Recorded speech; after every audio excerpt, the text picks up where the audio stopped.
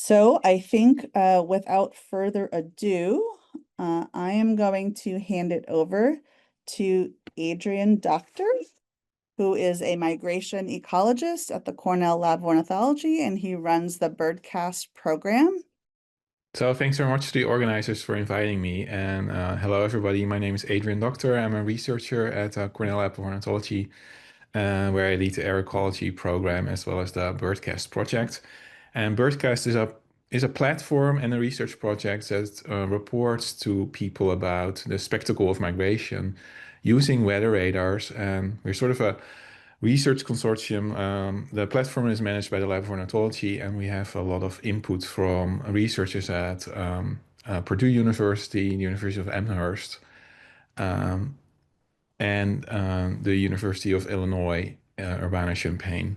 So more about that later. Before I really dive into the birdcast topic, I want to step back a little bit and think about migration. And migration is really a solution by birds to this problem of seasonality.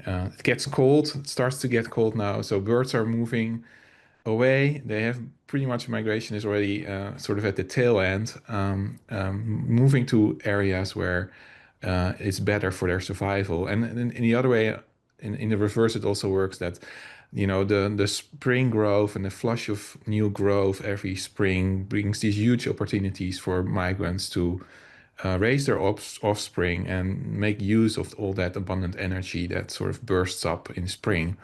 So these two things together give rise to migration. And if you think about birds, like they really have evolved to move and to fly, right? With like they really brought down their cost of transport compared to other animals. And in that sense, it made it come as a surprise that migration as a strategy is so common in birds, especially in northern hemispheres where we have strong seasonality. So there's a picture by Marius Somvay from a few years back showing you the number of species that are migratory across the globe. And you see a lot of red in the northern hemisphere, pointing to like 80–90% of bird species are migratory.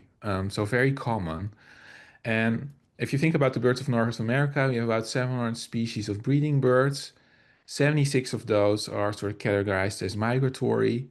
They involve billions of birds together and have these large distribution ranges. So it's a massive, massive phenomenon with involving billions and billions of individuals. And the funny thing is that most of that sort of happens under the cover of darkness, and we not always notice it as much as we should, because 80% of migratory birds, in fact, migrate at night. So we don't notice it that much. And the reason birds that migrate at night, it's still a topic of a lot of scientific debate, but there's likely several reasons. There's the safety, fewer predators. They can have access to all these celestial cues like stars, moon, polarization patterns in the sky. So a very rich period in navigational cues. And then there's favorable winds typically at night, more than also than during the day, because the convection that is spun up by the sun, typically the nights are calmer and therefore better for moving. And it's also just very time efficient. If you fly at night, especially as a small songbird, which has more of a fly and forage strategy, often you can forage during the day, and it's just a very time efficient way to move around. Now our night skies, as we saw already very nicely in yesterday's plenary, our night skies have changed a lot, and where these birds have evolved to migrate in complete darkness, that's no longer the case, and they are confronted with this very light polluted landscape that they now have to traverse with all the issues around that involving collisions. Birds tend to be attracted to light, and we've seen a lot of examples of terrible collision events that happen during the night. Light also draws in birds to areas where they maybe shouldn't be and are then sort of in city parks, and they might collide with windows during the day. So sort of the daytime and the nighttime collision issue is very much connected. So I said a very hidden phenomenon, but what we try to do at BirdCast is really make it more visible and sort of make people aware of that migration is happening. And the main tool we use for that are weather radars. They call it the Weather Surveillance Radar Network in the US, WSR. Um, 88D from when they were installed in 1988. I like to think of it not as a weather surveillance radar, but also a wildlife surveillance radar. These systems emit radiation, radio waves, that are then sent out to birds in the sky or rain or precipitation. And they give back an echo that comes back sort of at the speed of light. And the radar means radio detection and ranging. And the ranging works by sort of timing how long it takes for you to hear an echo back. And that gives us sort of an idea to detect where the birds are at any given moment. And this network of weather radars is quite comprehensive. There's 143 of them in the lower 48. And this is sort of a typical example of what the lower elevation sweeps, a composite of lower elevation sweeps looks like. We have this sort of rain front here moving to the east. And sort of right behind that, you see this burst of blooms come up. And that burst of blooms, those are mostly migratory birds. They take off when the sun sets, and that's why you sort of see this bloom appearing, moving from east to west, sort of together with the sunset terminator. And this network of weather radars has huge potential for ecological research. We have a long archive of weather radar. It's already 30 years long. The data has been stored thanks to our colleagues at NOAA that have been sort of visionary in sort of curating and storing these data for a very, very long time in a very nice standardized way.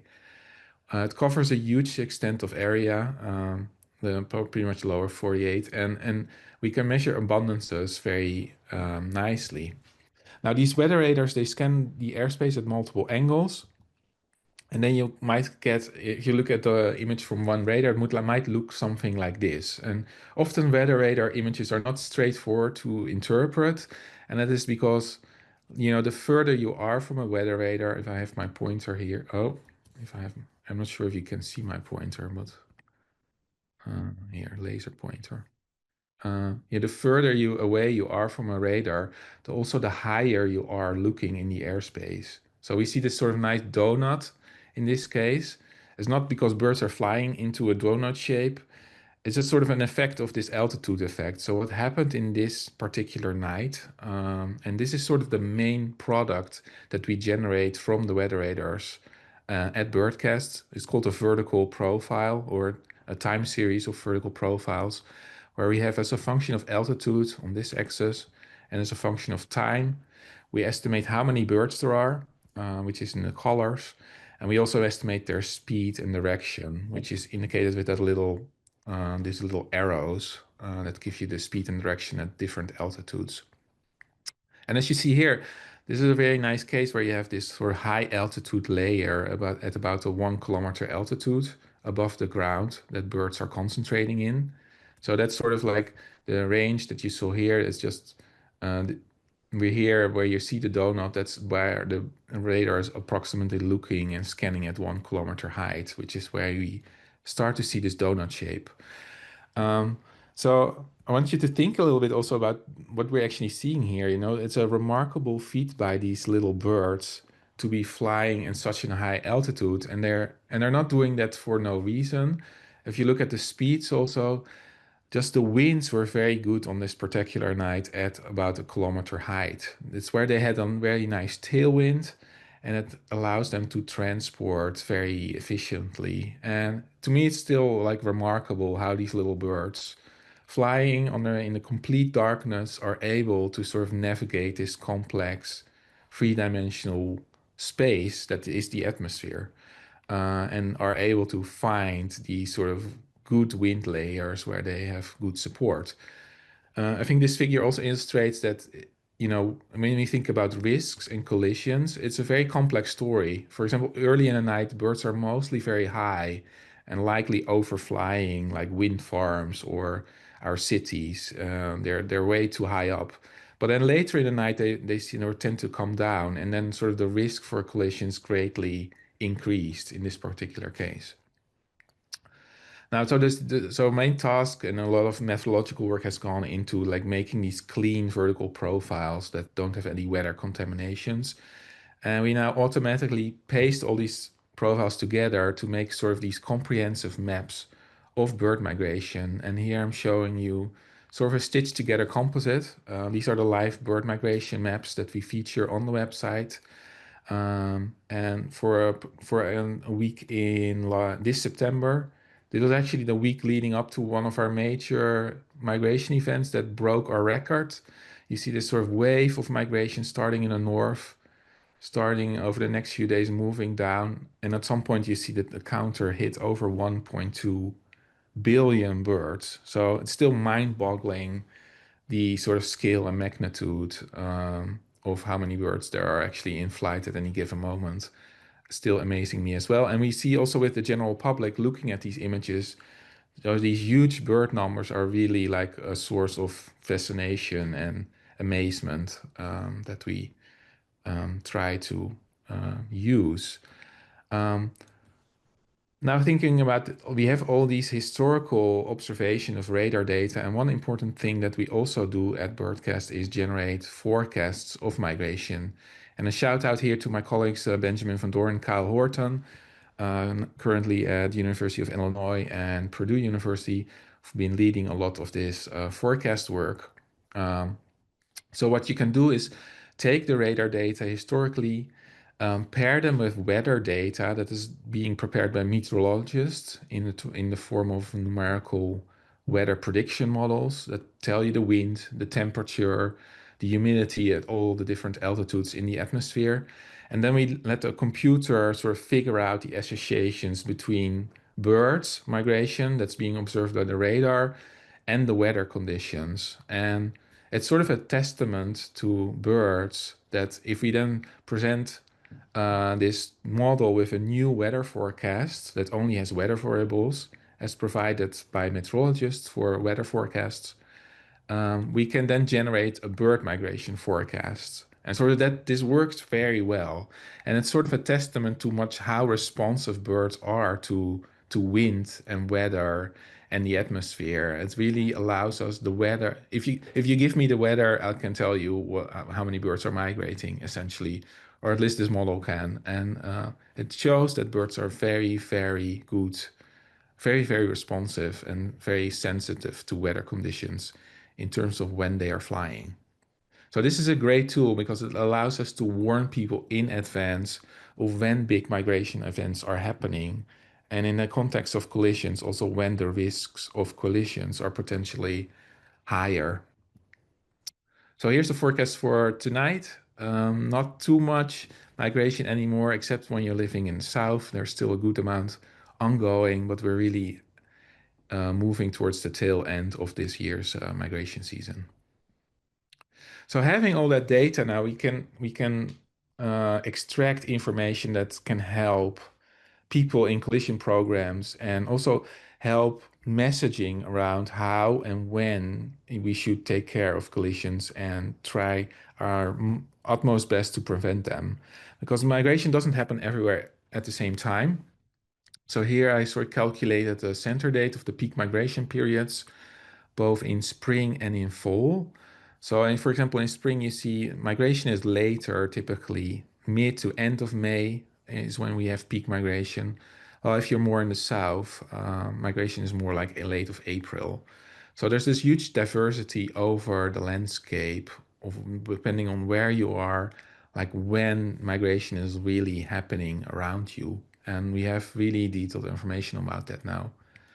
Same for the duration of the migration season. We can calculate well, sort of what is now the shortest period that contains about 50% of the total migration of a season, and then map that out on a map. So you see that if you do that in spring, what I plotted out here, typically around, in the west, in the eastern part of the country, 20, often even 15 days is sort of the period, the peak period duration in which we already capture 50% of migration. So it's relatively short in that respect. Full migration is longer, going up to a month if we focus on this 50% period. And that sort of really allows us to tell people like when is the really main period for which you can expect migrants to occur in your area. I think a very important metric is also like looking more at peak passage days.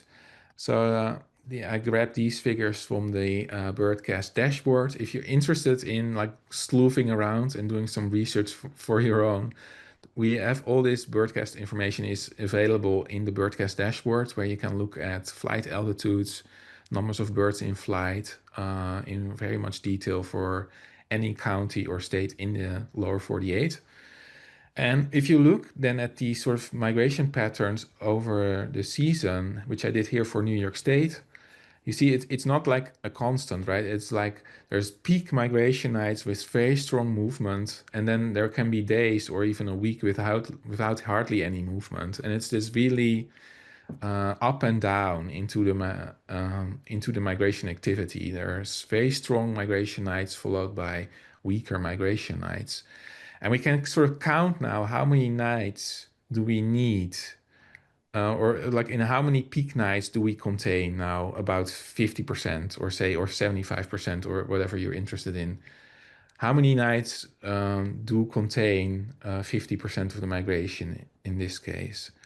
And when you do that, you see that migration extremely concentrated, especially in the east of the country. We see that you often need only 5 to 7 to 10 days to capture the movements of about 50%. If you just capture the sort of 5 to 10 biggest movement nights. And I think that's very important in the context of collisions, and also in the context of light attraction, in the context of collisions with wind farms. You know, if you want to prevent that, and you want to be proactive about it, by sort of targeting only these sort of top 10 nights, say, we are already able to give safe passage to about 50% of the bird population. So it's sort of a representation of the fact that, you know, migration is not evenly throughout the year. It really happens in these strong bursts over the year. Yeah, I did it for a few different years. You know, there's variation, of course, from year to year, but you see these interesting patterns move. And so we can give this really detailed information to the general public. And kind of what I realized is like we're really sitting on this wealth of information, but we continue to think very strategically about how do we use all that information effectively for reducing collisions. And that's actually a simple question, but it's not an easy answer. I think one thing that we do see is this sort of general enthusiasm and interest in the general media for BirdCast data. Especially meteorologists, we've seen the growing uptake of meteorologists using our data in their weather forecasts. And I think that's very interesting because these people reach audiences that are like very general, right? And it might not be necessarily all already highly engaged bird watchers that already know how to find BirdCast data. They really are an entry to this whole new type of audiences, and I'm very excited about that interest. We see also like these record nights. We had 2 record nights this year where we broke our record. This is the highest record so far, 1.25 billion birds in flight at any given moment. We see this really picked up in the media, and people talk about it, and people are excited about migration. So I think we very much succeeded in having this hidden phenomenon that migration always was, in bringing it more into people's sphere of attention, and people becoming aware that these mass migrations do actually happen, even in their little county where people live. So I think when we think about how do we change people's behavior, we really starting to think about more about how can we sort of use that enthusiasm that we see around migration information and people sharing that, Here another example of a Facebook post of this spring that the Lab of Ornithology put out. We see like 2.9 million people interact with that. 95% of which they were under 35. So we see this information really reaches a lot of people. And I think what we try to do and what we want to do more is sort of use that excitement around migration to promote very important conservation messages like treat glass by day, dim lights by night, sort of a motto of the BCPA, maybe if you want. Try to get that word out and use the excitement that there is around migration, connect that and pair that with simple conservation messages and inspiration to take action. So amplifying alerts for high migration nights and educate people when and where migration happens.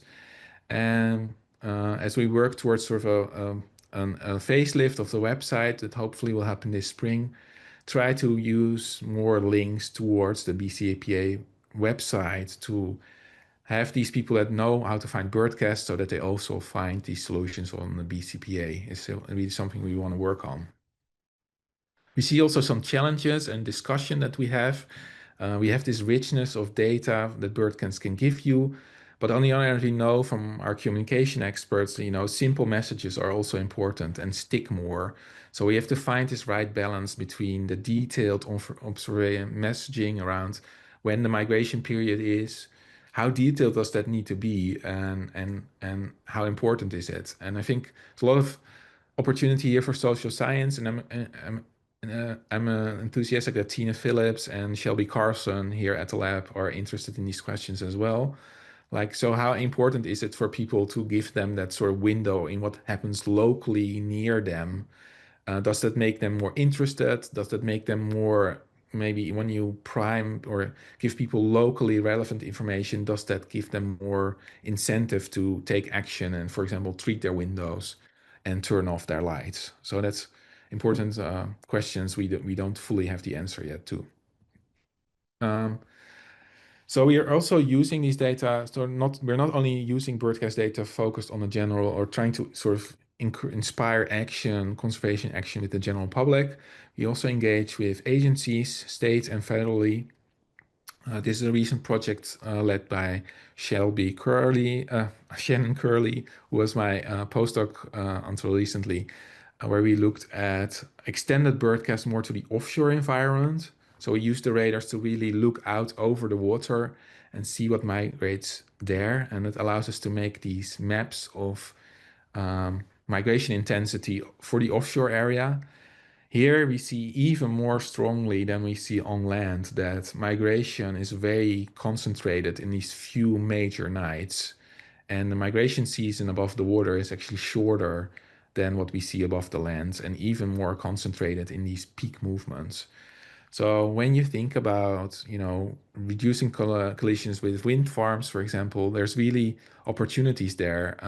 There's only a few nights when these mass movements happened, and you could think about strategies like forecast-based curtailment of wind farms. I don't think companies or the federal government is sort of ready for this, but we see, for example, in Europe, very interesting developments where offshore wind farms are already being shut down in response to migration forecasts. So it's possible, and I think it's really something worth to dive into more. We're excited to have been able to contribute to the toolkit for preventing and documenting bird strikes on cruise ships, effort led by the Offshore and Coastal Lighting Working Group of the BCPA. Joanna Lotmerding did a lot of the heavy lifting on this one, and we're happy to be able to provide to cruise ships these core periods when they can expect birds to make landfall on their ships based on this offshore study. I think a really interesting development is also sort of this movement towards smart lighting systems. So a few weeks back, BirdCast signed a sort of research license with this startup company called Photometrics AI, a startup company that tries to design smart lighting systems for cities and states in which you can not have sort of this static lighting system, but really have a system that responds to the needs of birds. And we're currently providing these BirdCast alerts levels to photometrics AI, and they can then sort of dim their lights in response to big migration nights, for example.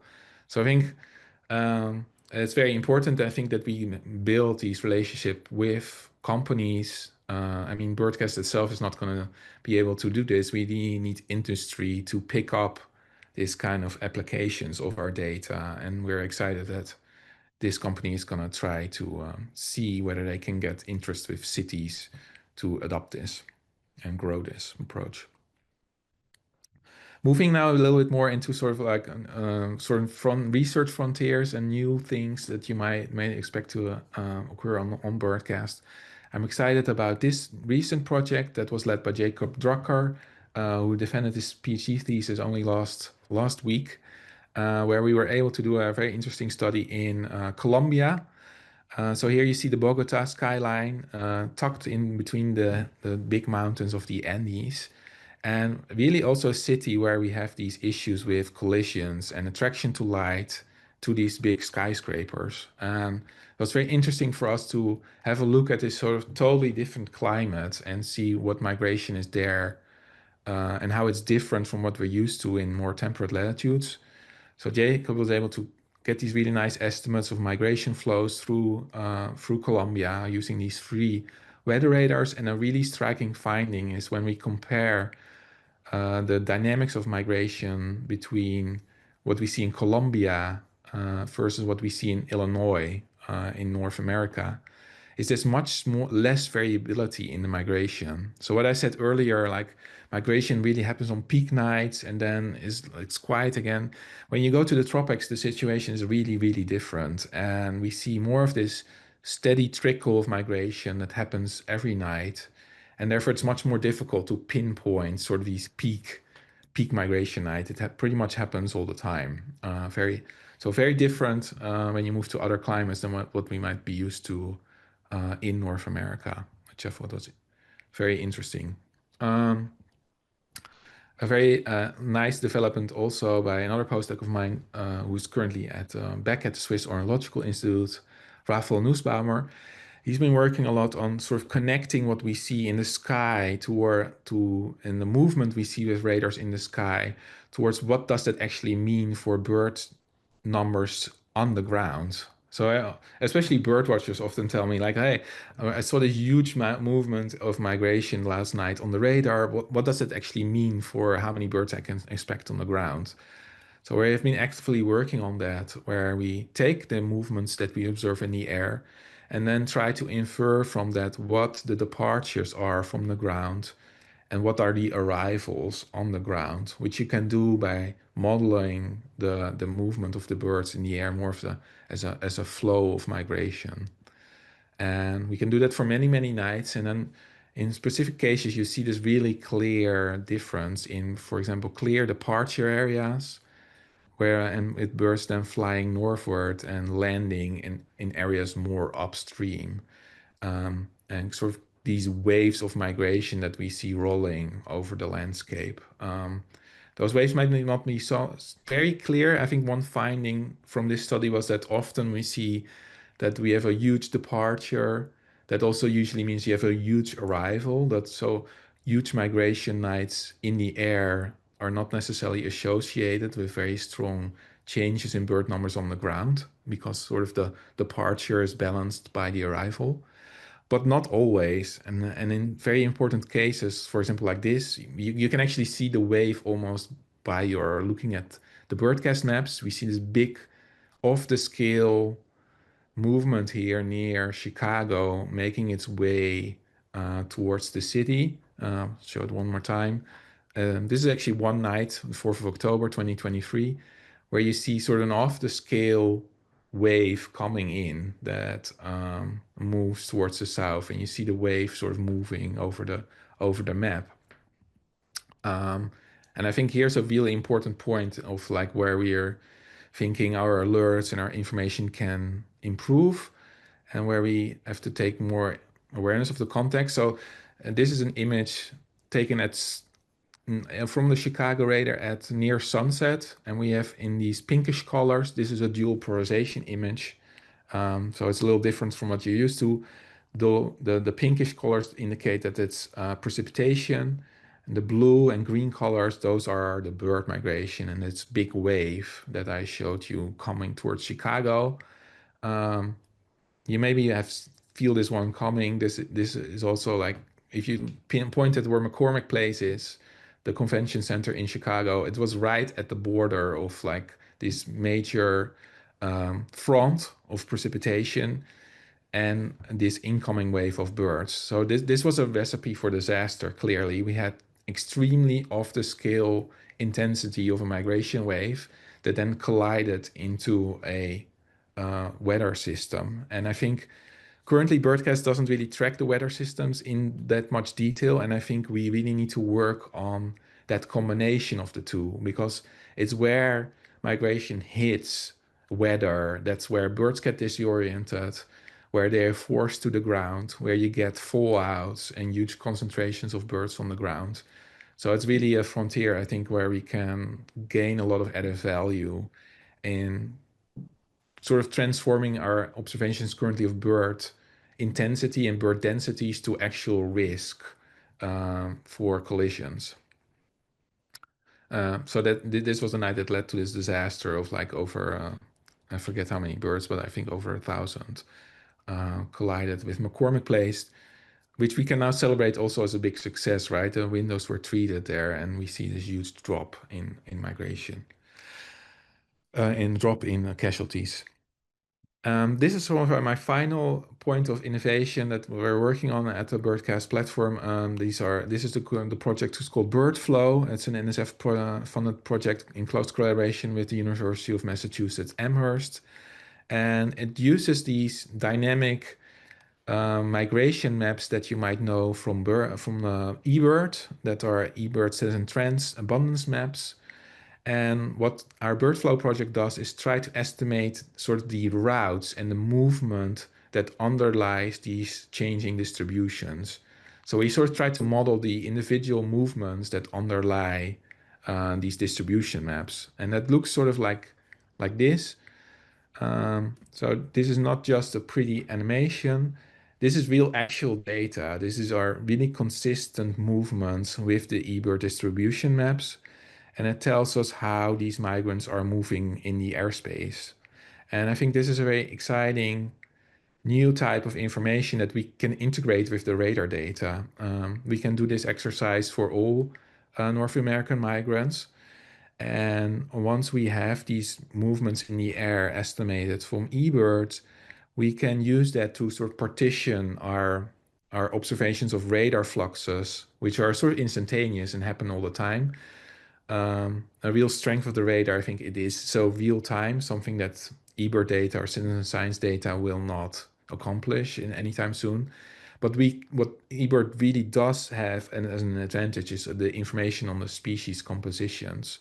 So we can use these bird flow models to partition the radar observed bird fluxes into the most likely species. And I think that's important for applications. For example, if you're interested if the focus is collision and warning for collision risk in cities at night, you want to focus more on the smaller Parulidae and the small warblers that are known to be real colliders. While, for example, if your application is more like aviation and preventing low-flying helicopters to collide with migrating flocks of geese, you want to focus more on the bigger and bigger body birds. And partitioning our radar fluxes into these species components is a potential avenue in which we could start to think about that. So I'm excited about these integrations of radar and eBird data. So I hope this is sort of the overview that I had for you. I think that I hope to show you is that we try to track a BirdCast bird migration information of radars towards very diverse societal impacts, ranging from artificial light at night, renewable energy and aviation. I didn't have much time to talk about avian disease spread and habitat conservations, but those are other applications that we are working on. And I think a really important role that BirdCast has is also just the education of people and public engagement. I meet still so many people that had no idea that birds migrate at night or that this happens. And I think realizing that is really a first step in towards getting sort of the interest and public will, to try to tackle these issues. So BirdCast has a real role there, I think. And I want to end with the acknowledgements. I'm not doing this alone. We have a very great BirdCast scientific team that sort of powers the website. It's me, Benjamin van Doorn at UIUC, Kyle Horton at Purdue University, and Dan Sheldon at the University of Amherst. And I also want to mention these other folks at the Cornell Ecology Group that made this work possible. And with that, I want to thank you for your attention and let me know if you have any questions. Thank you. Thank you, Adriaan. That was absolutely fascinating. And of course, the visuals are just mesmerizing. Yeah. We have Fine, thanks. about 3 minutes for a question, and there's a couple of questions in the Q&A. Adrian Gall wanted to know, are there any similar efforts to track and forecast migration in Canada and Alaska? And similarly, what about for Central and South America? So do we go beyond the lower 48 with this Yeah. technology? Yeah, we have very active discussions and data pilots already with our friends at Environment and Climate Change Canada. So, I mean, we're having a partnership with them, and we're very much interested in expanding to Canada through this collaboration. There's mostly logistical issues that stand in the way there. We need to have real-time access to the Canadian radar data. They're very actively working on that. So I think this will happen in the future, but we're not quite there yet. For Alaska, and I think we have been hesitant with Alaska because there's a lot of insects moving there, but we've done some studies there, and also there, I think the data is there, so it's on our priority list. Same with Puerto Rico, where there's also a radar. Um, Colombia, I showed you already, is an interesting one, and yeah, we are also always looking at expanding. It's funny though how complex things get once you go to other countries and data formats and real-time data streams. There's often the logistics is the really hard part. And yeah, I think we all have the ambition to have like eventually a global monitoring system for all weather radars in the world. That would be great. And I think there's still a long way to go, but we hope to work on that definitely, and always looking for other countries to collaborate with. Okay, great. Well, thank you again, Adriaan.